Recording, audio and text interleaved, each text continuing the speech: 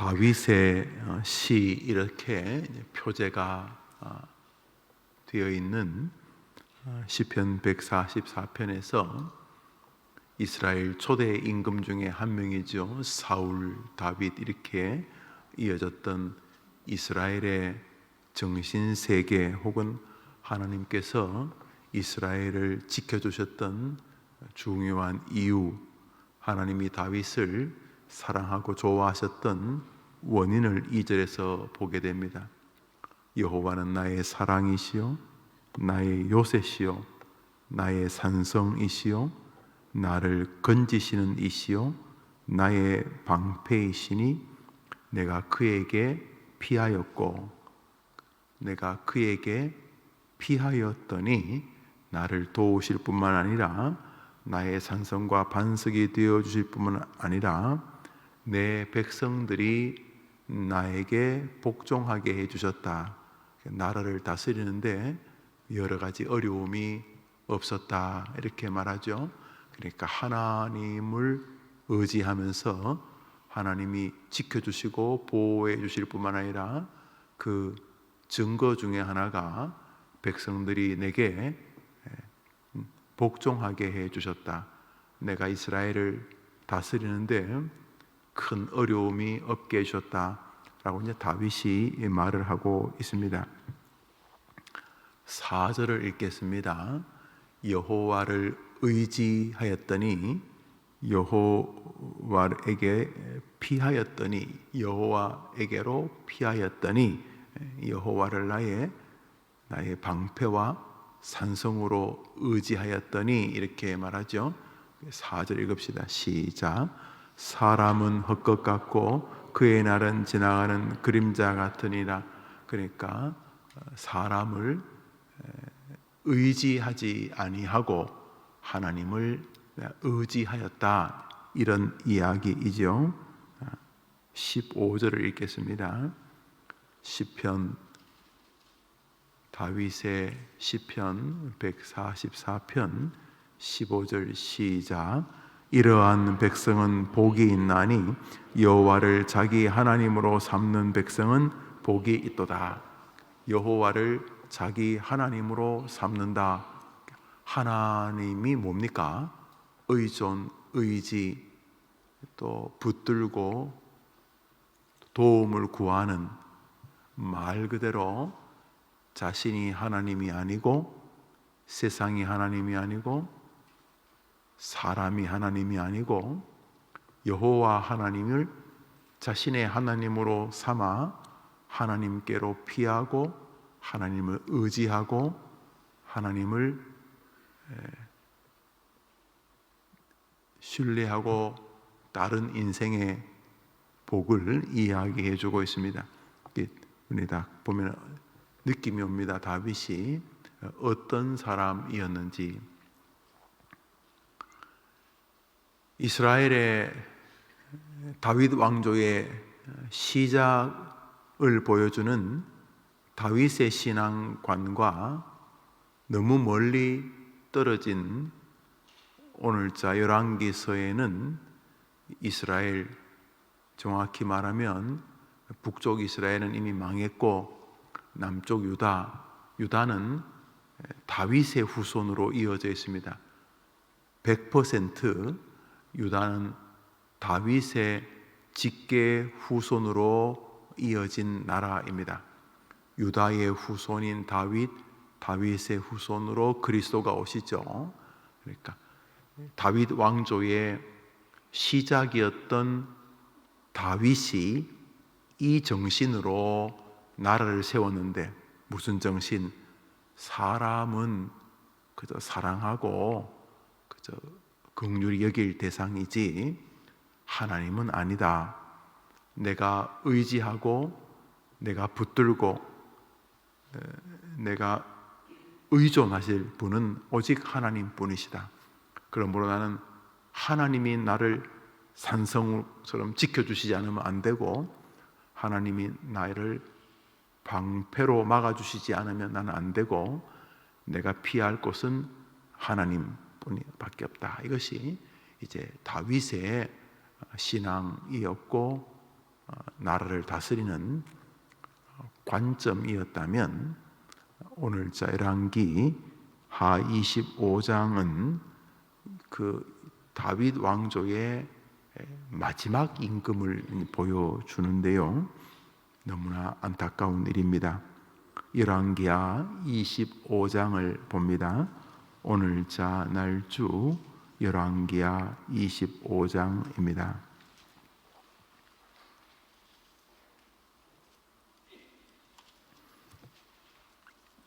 6절과 7절을 읽겠습니다. 열왕기하 25장 6절과 7절입니다. 읽읍시다. 그들이 왕을 사로잡아 그를 림나에 있는 바벨론 왕에게로 끌고 가매 그들이 그를 심문하니라. 그들이 시드기야의 아들들을 그의 눈앞에서 죽이고 시드기야의 두 눈을 빼고 노사슬로 그를 결박하여 바벨론으로 끌고 갔더라. 너무도 처참한 상황입니다. 이스라엘의 마지막 임금 시드기야가 잡혀가고 자기 눈앞에서 자식들이 죽임 당하는 것을 보고, 그러니까 시드기야가 이 땅에서 마지막으로 본 장면은 자기 눈앞에서 자기 자식들이 바벨론에 의해서 목이 잘려지는 모습이었습니다. 그가 이 땅에서 자신의 눈으로 본 마지막 장면이었고, 그 장면을 보고 나서 바벨론은 시드기야의 두 눈을 뽑아버렸습니다. 그러니까 이제는 말 그대로 처참한 종말을 보게 된 것입니다. 나라가 망해버렸습니다. 그 멋진 다윗 왕조로 시작한 나라가 유종의 미를 거둔 것이 아니고 최악의 아픔의 결과를 낳게 되었습니다. 다윗과 시드기야 사이에 무슨 일이 있었는가 하는 것입니다. 우리 성경 말씀을 잠시 보겠습니다. 24장입니다. 열왕기하 24장입니다. 18절부터 20절까지 유다왕 시드기야의 이야기를 보겠습니다. 18절부터 20절 읽읍시다. 시작. 시드기야가 왕이 될 때에 나이가 21세라 예루살렘에서 11년간 다스리니라. 그의 어머니의 이름은 하무다리요 림나인 예레미야의 딸이더라. 그가 여호야김의 모든 행위를 따라 여호와 보시기에 악을 행한지라. 여호와께서 예루살렘과 유다를 진노하심이 그들을 그 앞에서 쫓아나실 때까지 이르렀더라. 시드기야가 바벨론 왕을 배반하니라. 이거 시드기야가 우리나라의 그 마지막 이조조선의 이시조선의 철고순 임금처럼 이 못난이 형제들로 나라가 끝이 납니다. 그의 아버지 요시야처럼 성전에서 발견한 성경을 붙들고 마지막으로 하나님을 의존했더라면 놀라운 은혜를 입었겠지만, 이 요시야의 세 아들이 다 한 번씩 임금을 해먹습니다.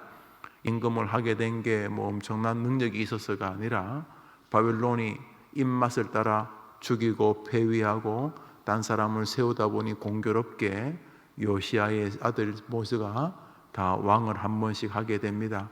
시드기야도 마찬가지입니다. 그런데 사실 시드기야는 임금이 될 기회가 있는 사람이 아닙니다. 첫 번째 형이 있었고 그 형의 자식도 있었으니까 그렇게 왕이 될 뻔했는데, 바벨론이 자기 입맛 따라 왕을 폐위하고 왕의 삼촌, 그러니까 아버지 형제를 임금으로 세운 것입니다.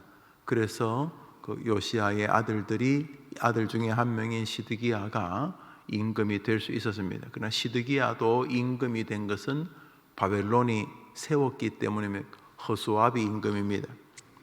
허수아비 임금이면 다시 추적해가지고 이스라엘 초대 임금 다윗을 기억하고 하나님이 다윗을 어떻게 좋아하셨는지를 바라보고 다윗의 길을 걸었더라면 그 길이 뭔데요? 방금 읽었던 144편 여호와는 나의 산성이시요 여호와는 나의 반석이시요 여호와는 나의 피할 밥이시요 내가 여호와께로 피하나이다. 사람을 의지하는 것은 그림자를 의지하는 것 같나이다. 하나님을 자기 하나님으로 삼는 백성은 복이 있나이다. 이러면서 이 시드기야가 마지막에 하나님을 철저하게 붙잡았다면 우리 하나님의 나라에는 막판 뒤집기, 전화위복 이런 거 있지 않습니까?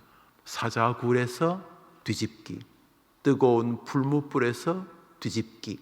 우리 하나님에게는 이런 일들이 있지만은 이 못난이는 초대 임금 자기 조상 다윗과는 전혀 다른 길을 걷습니다. 뭐라고 말합니까? 그가 선대의 임금, 바로 자기 앞에 있는 임금들처럼 우상을 숭배하고 하나님을 버렸다라고 말을 합니다.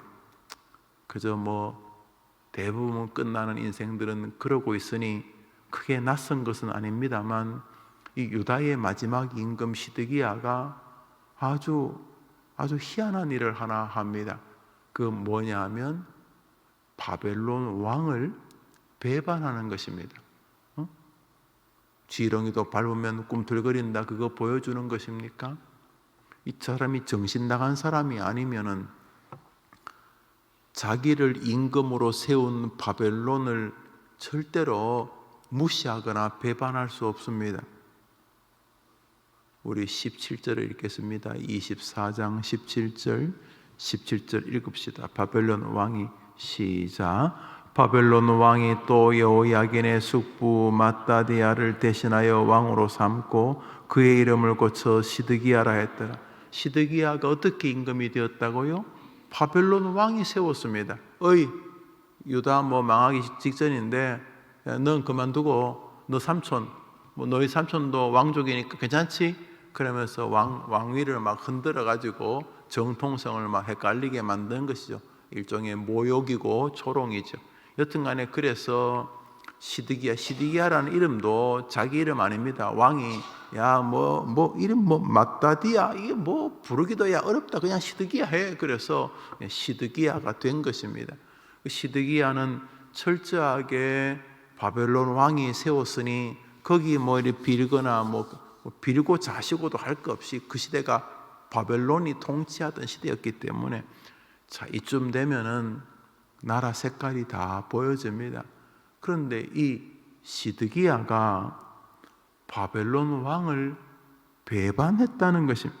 시드기야가 바벨론 왕을 배반하니라. 이 사람이 갑자기 새로운 북한처럼 원자폭탄을 만들었습니까? 아니면 이 사람이 갑자기 무슨 탁월한 마음이 있어가지고 하나님을 하나님은 우리 편이시다. 더 이상 바벨론을 의지하지 않겠다. 이렇게 하나님을 붙잡은 것입니까? 이 시드기야가 왜 이러는 것입니까? 이 바벨론 왕을 왜 배반했겠습니까? 성경을 가만히 보고 학자들의 글을 보고 그 시대의 그 고대 근동의 문서들을 뒤적거려 보면 시드기야가 믿을 게 하나 있었습니다. 아주 아슬아슬한 믿을 것인데 그것은 그 시대까지 바벨론에게 밀려가지고 약간 주춤은 있었지만 애굽, 이집트, 애굽의 왕과 애굽의 힘을 의지하는 마음이 있었던 것입니다. 중국이 괴롭히니까 일본하고 손을 잡는 것 같은 그런 것이죠. 그래서 이 시드기야가 바벨론과 싸우려고 애굽과 손을 잡은 것입니다.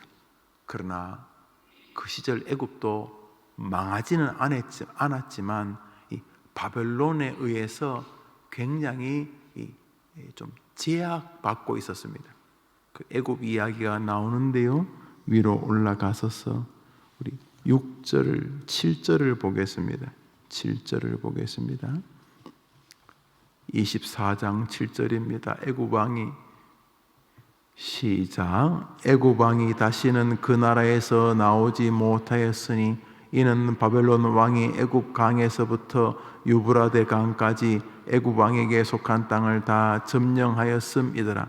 그런데 이 시드기야가 아직 애굽의 그 내면한 한계를 몰랐던 것입니다. 그저 아직도 애굽이란 나라가 워낙 한때는 세계를 통치하고 있었기 때문에 바벨론을 포기하고 바벨론에게 빌고 조공바치는 거 안 하고 애굽하고 손을 잡으면은 그래도 바벨론보다 낫지 않겠나 하고 바벨론을 배반하고 애굽 손을 잡은 것입니다. 애굽이 뭐 있는 줄 알고. 그런데 그것은 옛날이었습니다. 애굽도 보시다시피 바벨론에게 치여서 왕이 그 궁궐에서 나오지도 못하고 그저 애굽도 군대가 꽤 있었기 때문에 바벨론도 애굽하고 정면으로 붙기보다는 애굽 변방을 조금씩 깔짝깔짝 괴롭히고 있었습니다. 그래서 애굽 수백만 대군과 바벨론이 싸우는 것이 서로 피차 좀 부담이 돼가지고 애굽 왕도 그저 바벨론이 조금씩 괴롭혀도 그렇다고 전쟁하겠나 그러면서 그냥 좀 숨죽여 있었습니다. 그런데 이 시드기야 이 마지막 임금이 바벨론이 자기를 괴롭힌다고 바벨론이 자기를 세웠는데 애굽에 빌붙으려고 한 것입니다. 압불사. 이것이 나라를 끝장내게 만들었습니다. 바벨론이 보니 괘씸하잖아요. 저 녀석 저거 내가 세워줬는데 그러면서 시드기야를 끌고 시드기야의 자식들을 다 끌고 와서 시드기야 눈앞에서 자식들의 목을 다 치니까 이 애비의 마음이 얼마나 괴로웠겠습니까? 그리고 나서 시드기야의 두 눈을 뽑고 나라는 끝이 납니다. 이러면서 이스라엘의 나라가 지구상에서 사라집니다. 1948년에 저 팔레스타인 지역에 2000년 만에 이 시드기야 이후로 2000년 만에 다시 이스라엘이 세워집니다. 그러니까 시드기야 이후로 2000년 동안 나라가 없게 되고 그 독일에 의해서 600만 명씩 가스실에서 죽고 그러면서 이 이스라엘 사람들의 수많은 고난이 시작이 된 것입니다. 2000년 동안이나 나라가 없었습니다.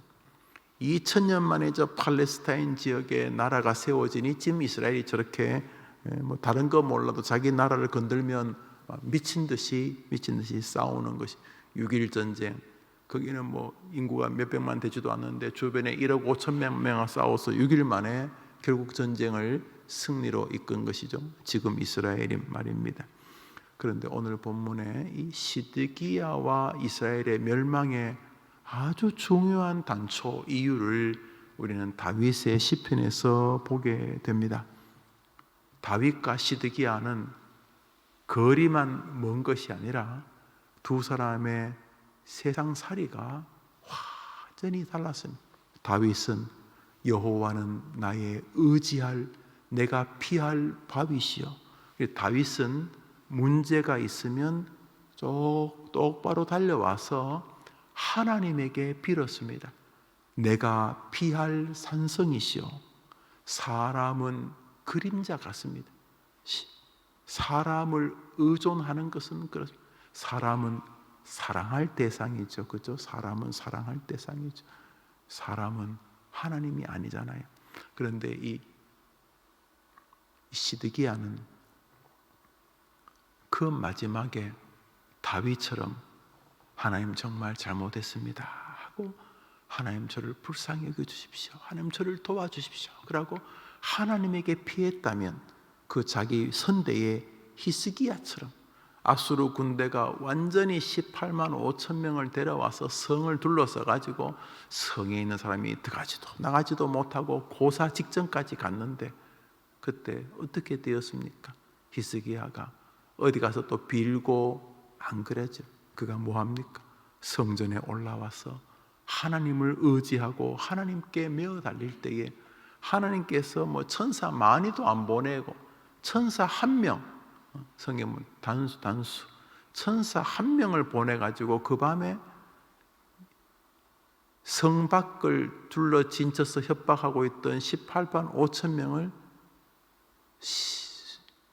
송장으로만 18만 5천 명이 히스기야가 하나님께 메어 달리자 무슨 뭐 폭풍이 온 것도 아니고 갑자기 무슨 화살을 쏘아 죽인 것도 아니고 뭐 돌팔매질을 한 것도 아니고 그저 하나님이 개입하셔서 대승을 주시지 않았습니까? 그런데 오늘 시드기야는 하나님을 끝내 의지하지 않습니다.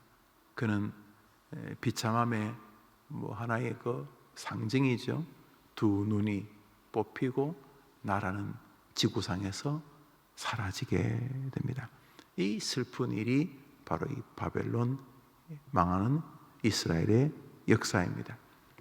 그러므로 다윗과 그의 마지막 후손 사이에는 많은 간극이 있는데 가장 큰 핵심은 의존의 대상의 차이였습니다. 세상 사람들은 돈은 현실이고 하나님은 추상이라고 생각을 합니다. 내 건강은 현실이고 하나님은 추상적이라고 생각을 합니다. 내가 열심히 공부해서 얻을 수 있는 결과는 현실이고 하나님의 도우심은 추상이라고 생각을 합니다. 그런데 성경은 하나님을 의지하는 것이 현실이고 세상에서 사람을 의지하는 것이 추상이라고 말하고 있습니다. 될 듯 하지만 되지 않고 하나님을 의존할 때 안 될 것 같지만 되는 것이 성경이 말하고자 하는 진실인 것입니다. 고난이 없는 인생이 있는가? 그런 사람이 어디 있습니까? 다윗은 고난이 없었습니까? 이삭과 야곱은 고난이 없었습니까? 요셉은, 베드로, 안드레, 야고보, 요한은 고난이 없었습니까? 길선주, 주기철, 손양원, 최건는 도대체 누가 고난이 없었습니까? 그런 면에서 고난이 여러분에게 있는 것이 뭐 그래 신난다고 할 수는 없지만 조금도 이상한 일이 아닙니다. 고난은 우리에게 무엇을 의지할 것이냐고 물으시는 주님의 물음이기도 합니다. 고난은 그 자체가 하나님의 질문이기도 합니다. 너가 의지해야 될 것이 무엇이냐? 라는 그 물음이 일종의 고난일 수 있습니다. 우리는 고난 앞에서 늘 답을 해야 됩니다. 다윗의 길을 걸을 것인가? 시드기야의 길을 걸을 것인가? 우리 오늘자 날주 히브리서 7장을 마지막으로 한 절 보겠습니다. 히브리서 7장입니다.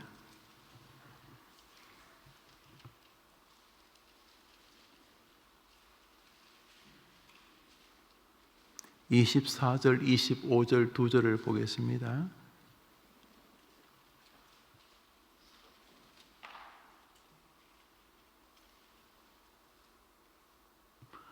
아침에 7시 반에 우리 교육자들 그 목사회에서 7명, 8명이 아침에 회의를 한다고 하니까 그냥 간단한 음료 정도만 준비를 해 주시면 좋겠습니다. 7시 반에 24절, 25절 두 절을 보겠습니다. 읽읍시다. 예수는 영원히 계심으로 그 제사장 직분도 갈리지 아니하느니라. 그러므로 자기를 힘입어 하나님께 나아가는 자들은 온전히 구원하실 수 있으니 이는 그가 항상 살아계셔서 그들을 위하여 간구하십니다. 제사장이 아무리 탁월해도 한 세대밖에 못 갑니다. 그 중에는 또 어설픈 제사장은 제사하다가 하나님이 쳐서 즉사하기도 하고 그랬습니다. 제사장도 죄인이니까 그렇습니다. 그런데 예수는 어떤 제사장이냐? 영원히 계시는 제사장이다. 영원이란 말은 인간에게는 없는 말이죠. 영원. 예수님은 어떤 제사장이냐? 영원히 계시는 제사장이다. 그래서 25절에 그러므로 자기를 힘입어, 그러니까 영원히 계시는 제사장을 힘입어 하나님께 나아가는 자들을 온전히 구원하실 수 있으니. 왜요? 그는 영원히 계시는 제사장이기 때문에. 그러므로 믿을 게 뭔가? 왔다리 갔다리 하는 사람이 아니라 영원히 계시는 분, 누구? 예수 그리스도. 그분은 우리가 온전히 믿을만 하나니, 온전히 신뢰할 만하니, 그는 우리를 온전히 구원하실 수 있으니. 왜? 그분은 영원한 제사장이시고 하나님께서 그 제사장을 영원히 세워두셨기 때문에, 하나님께서 야, 너 정말 탁월하다, 너 영원히 제사장해라. 하나님이 영원히 제사장의 힘을 영원히 제사장으로 세우는 신뢰를 보내시는 분이기 때문에 예수는 우리를 완전히 온전히 완벽하게 구원하실 수 있는 제사장이다. 왜? 그분은 하나님 앞에서 영원히 제사장으로 인정받은 분이기 때문에. 그러므로 예수 그리스도를 의지하고 사는 자가 가장 지혜로운 자이다, 이런 말인 거죠. 다윗이 온전히 하나님을 의지했던 것처럼 우리 주님은 우리에게 온전히 그리스도를 의지하라고 말합니다. 여러분이 기도하는 건 정말 잘 선택하신 것입니다. 기도가 무엇입니까? 온전히 예수님의 이름으로 기도합니다. 온전히 예수님을 의지하는 가장 대표적인 증거가 기도이기 때문입니다. 기도 누구 이름으로 합니까? 여러분이 열심히 눈물 흘렸으니 여러분 이름으로 합니까? 여러분이 그렇게 애를 쓰고 책상을 두드리며 탄식하고 절규하고 피를 토하며 기도했으니 기도한 노력의 그 대가를 위해서라도 여러분의 그 노력을 의지하고 여러분 내 이름으로 기도합니다. 그럽니까? 여러분 그렇게 온 힘을 다하여 기도한 다음에 정작 여러분의 기도는 누구를 의존하고 드리는 것입니까? 오 하나님, 내가 이렇게 울고 불고 기도하지만 그래봤자 내 기도가 무슨 효력이 있겠습니까? 그러니까 주님, 나를 보지 마시고 당신이 사랑하는 영원한 제사장, 나를 위해 죽으신 예수 그리스도 당신의 독생자를 보고 내 기도를 응답해 주시옵소서. 그게 기도 아닙니까? 그게 예수님의 이름으로 기도합니다. 그게 아닙니까? 예수님 보시고 예수님을 긍휼히 여기시고 그 예수님 얼굴 보고 내 기도 들어달라는 거 아닙니까? 그거 아닙니까? 결국 기도는 뭡니까? 기도는 예수에 빌붙는 거죠. 근데 주님은 그걸 기뻐하시는 거죠. 다윗이 뭐 했다고요? 나는 대단한 사람이다 이래 말하지 않습니다. 내가 피할 바위는 오직 하나님이시다 이랬습니다. 오늘 하루 글쎄요, 뭐 다른 것은 사람 앞에 자존심이 상할지 그럴 필요도 없지만 수위 있다 손 치더라도 우리 주님을 의지하는데 무슨 자존심이 상합니까? 오늘 하루 뭘 하시든지 간에 행동을 하시는 것이든 말을 뱉으시는 것이든 혹은 마음에서 혼자 생각을 하시는 것이든 무엇이 되었든지 간에 최종적으로 오 하나님, 나는 주님만을 의지합니다, 이런 하루가 되기를 축복합니다. 오늘 하루 주님 의지하는 사람은 나약한 사람이 아니고 주님 의지하는 사람은 제일 강한 사람입니다. 믿으리 아주 없도다. 이것은 뭐 굳이 사람을 그렇게 불신하라는 게 아니라 진짜 의지할 분은 나의 주님이십니다, 이 말 아니겠습니까? 오늘 하루 기쁜 일도 그 출처가 아이고 주님 감사합니다 하늘이라고 고백하고, 조금 어려움이 생기고 지금 뭐 기도하는 제목이 그런 어려움이라 할지라도 나 주님 계시니까 결국은 주님 덕 보고 내가 승리할 줄 믿습니다 하면서 어려움에서도 과도하게 절망하지 않는 그런 하루 지나시다가 저녁 금요 기도회 때 뵙도록 하겠습니다. 주님 가르친 기도로 예배를 마치고 자유롭게 기도하겠습니다. 하늘에 계신 우리 아버지여, 이름이 거룩히 여김을 받으시오. 나라의 마옵시며 뜻이 하늘에서 이룬 것 같이 땅에서도 이루어지이다. 오늘날 우리에게 일용할 양식을 주옵시고 우리가 우리에게 죄 지은 자를 사하여 준 것 같이 우리 죄를 사하여 주옵시고 우리를 시험에 들게 하지 마옵시고 다만 악에서 구하옵소서. 되게 나라와 권세와 영광이 아버지께 영원히 있사옵나이다. 아멘. 같이 기도합시다.